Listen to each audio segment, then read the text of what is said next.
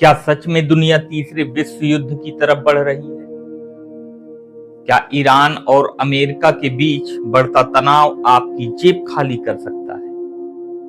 और सबसे बड़ा सवाल, अगर युद्ध हुआ तो भारत पर क्या असर पड़ेगा? नमस्ते, आप देख रहे हैं स्टोरी एक्सप्रेस लाइव और आज हम इस पूरे मामले को बिना किसी डर या अफवाह के डेटा और फैक्ट के साथ समझेंगे। सबसे पहले समझते हैं कि आखिर हो क्या रहा है। ईरान और अमेरिका के रिश्ते पिछले 40 साल से तनावपूर्ण हैं, लेकिन हाल ही में ड्रोन हमले, समुद्री मार्ग में तनाव और सैन्य गतिविधियों में बढ़ोतरी, इन सब ने स्थिति को और ज्यादा गंभीर बना दिया है। अमेरिका का कहना है कि ईरान क्षेत्र में अस्थिरता पैदा कर रहा है, अस्थिरता फैला रहा है।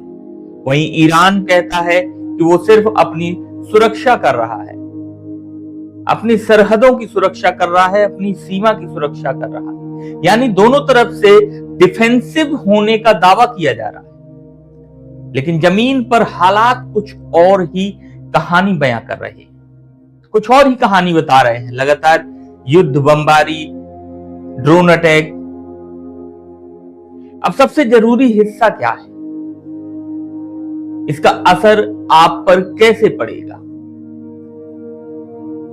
कच्चा तेल, दुनिया का लगभग 20% तेल गुजरता है कहां से?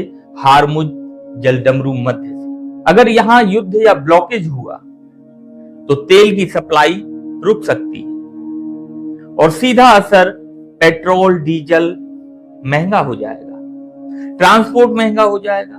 तो महंगाई जो है, जब ट्रांसपोर्ट महंगा होगा तो सब कुछ महंगा हो जाएगा। सब्जी, राशन, मोबाइल, कपड़े, आपकी पूरी लाइफ स्टाइल महंगी हो जाएगी। एलपीजी और जो है गैस, भारत अपनी जरूरतों का सबसे बड़ा हिस्सा आयात करता है इसी रास्ते से।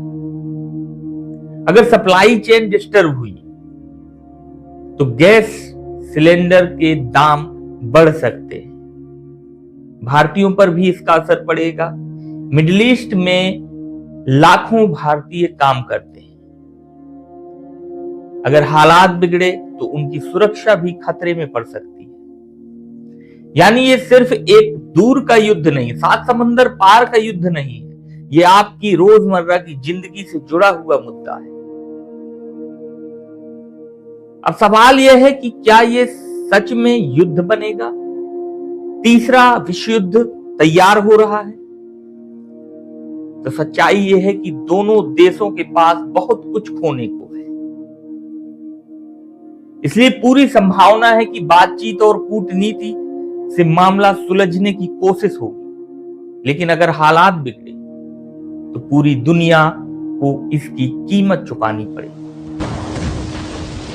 आपको क्या लगता है, क्या ये तनाव युद्ध में बदलेगा या बातचीत से हल निकलेगा?